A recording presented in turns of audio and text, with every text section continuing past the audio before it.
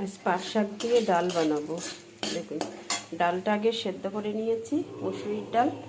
আর এর মধ্যে শুকনো লঙ্কা, জিরে, তেজপাতা, রসুন দিয়ে শাকটা দিয়ে দেবো। শাকটা দিয়ে দিয়েছি ধুয়ে।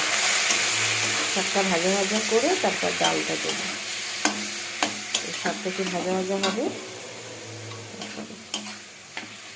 ডালের মধ্যে কাঁচা লঙ্কা সব দিয়ে ডালটা আগে সেদ্ধ করেছি। পাট শাক দিয়ে ডালটা করব।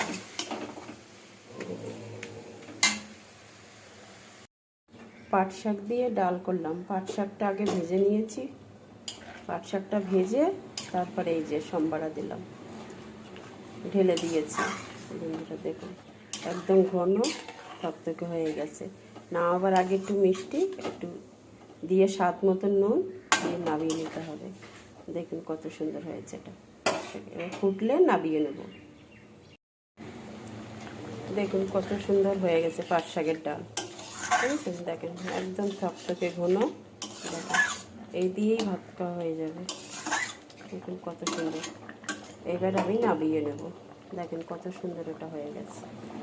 বন্ধুরা এরকম করে আপনারা পাট শাকের ডাল করে খাবেন, দেখুন কত সুন্দর হবে। দেখুন।